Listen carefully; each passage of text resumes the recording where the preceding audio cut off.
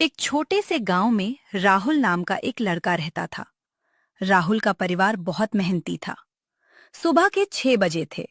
मुर्गे बांग दे रहे थे। गांव के लोग अपने अपने काम पर निकल रहे थे।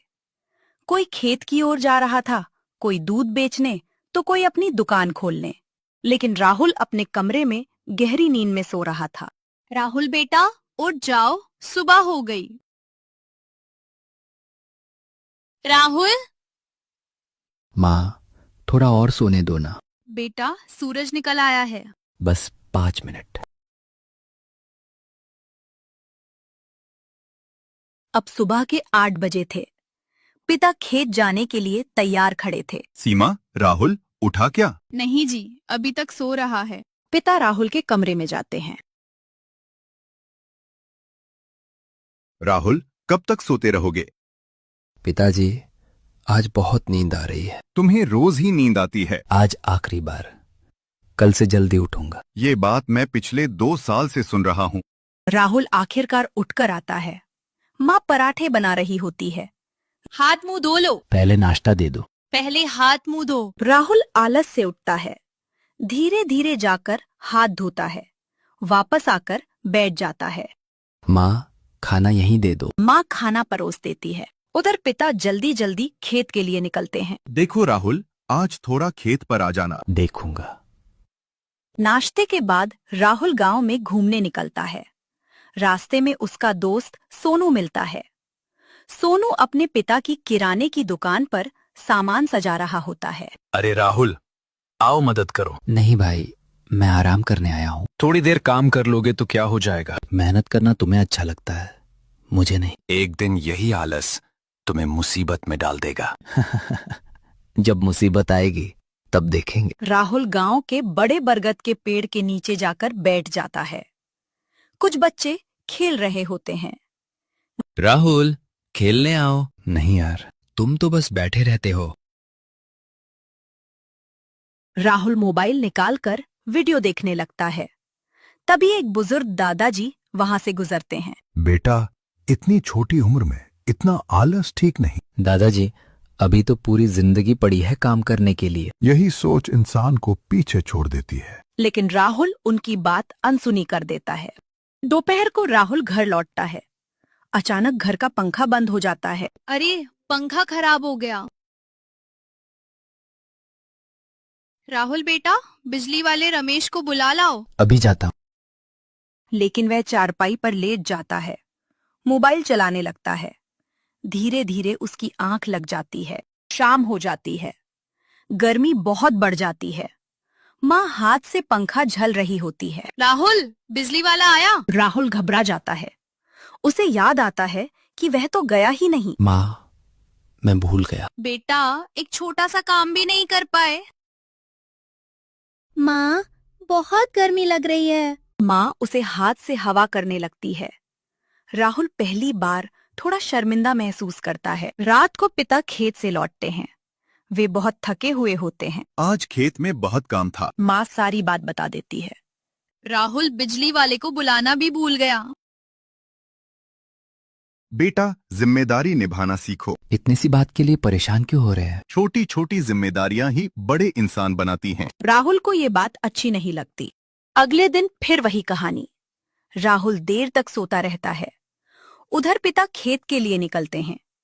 आज खेत में पानी छोड़ना बहुत जरूरी होता है। राहुल, मैं बाजार जा रहा हूँ। दोपहर में खेत का पानी खोल देना। हाँ पिताजी, चिंता मत करो। लेकिन उसके मन में कोई गंभीरता नहीं होती। दोपहर में राहुल फिर सो जाता है। शाम तक खेत में पानी नहीं पहुंचता। फसल मुरझाने लगती है।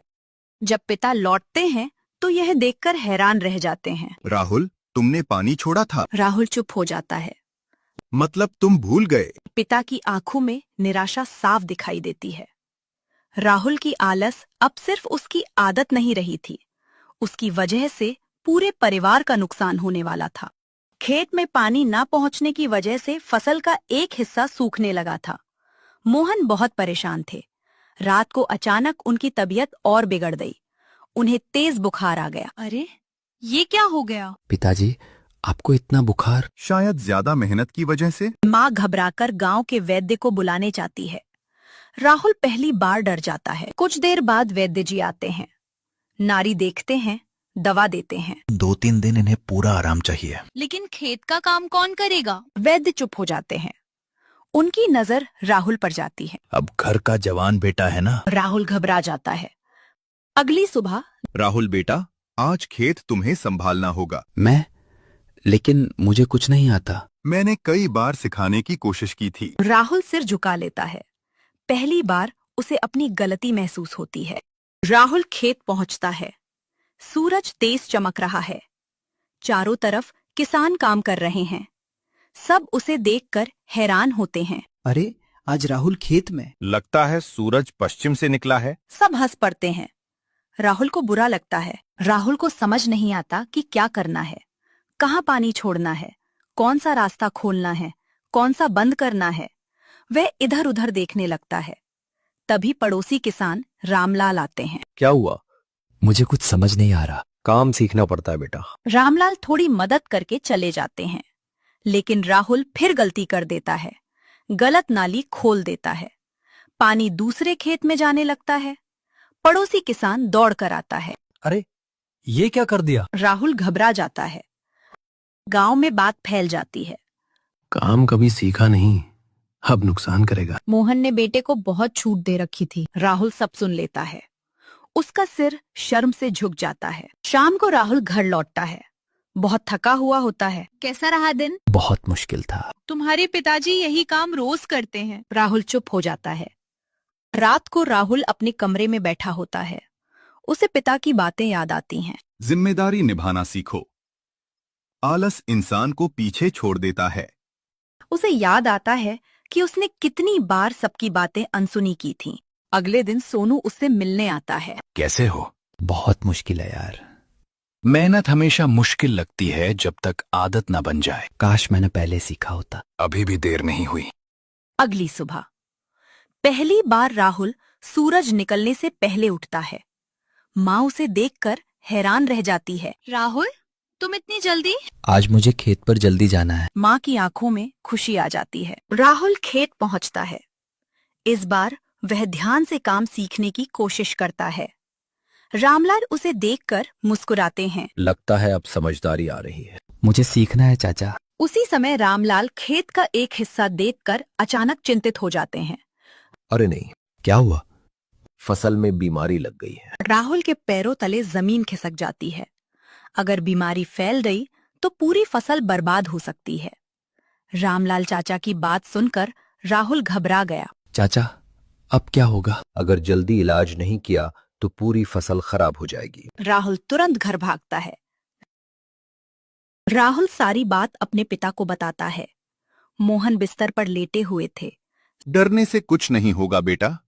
लेकिन मैं क्या करूं? समस्या से भागो मत, उसका सामना करो। पहली बार राहुल के चेहरे पर दृढ़ता दिखाई देती है। अगली सुबह राहुल सूरज निकलने से पहले उठ जाता है। वह दवा लेने शहर जाता है। खेत में जाकर बीमारी वाली फसल पर दवा छिड़कता है। तेज धूप में भी लगातार काम करता रहता है। जिस राहुल को पहले थोड़ी देर चलने में आलस आता था, वही अब घंटों मेहनत कर रहा था। कुछ दिन बाद गांव वाले राहुल को रोज मेहनत करते देखते हैं। लगता है राहुल सच में बदल गया है। पहले वाला राहुल होता तो भाग जाता। राहुल सब सुनता है, लेकिन कुछ नहीं कहता। वो बस अपने काम में लगा रहता है। एक रात अचानक तेज आंधी आने लगती है। खेत में रखी फसल भीगने का खतरा होता है। गांव वाले अपने घरों में छिप जाते हैं, लेकिन राहुल दौड़कर खेत पहुंचता है। मोहन खिड़की से राहुल को बारिश में मेहनत करते देखते हैं। उनकी आंखें भर आती हैं। यही मेरा बेटा है। माँ मुस्कुराने लगती है। कुछ हफ्तों बाद फसल पूरी तरह तैयार हो जाती है। जिस बीमारी से पूरी फसल खराब होने वाली थी, वो अब बच चुकी थी। गांव के लोग देखने आते हैं। राहुल, तुमने कमाल कर दिया। शाबाश बेटा। मोहन अब ठीक हो चुके थे। वे राहुल के पास आते हैं। बेटा, आज मुझे तुम पर गर्व है। पिताजी, अगर मैंने पहले आपकी बात मान ली होती तो इतनी परेशानी नहीं होती। गलती करना बुरा नहीं है, गलती से सीख न लेना बुरा है। राहुल ने समझ लिया था कि आलस इंसान को पीछे ले जाता है और मेहनत उसे आगे बढ़ाती है। अब वो पहले वाला आलसी लड़का नहीं रहा था। वो एक जिम्मेदार और मेहनती इंसान बन चुका था। आलस कुछ समय का आराम देता है, लेकिन मेहनत पूरी जिंदगी की खुशी देती है।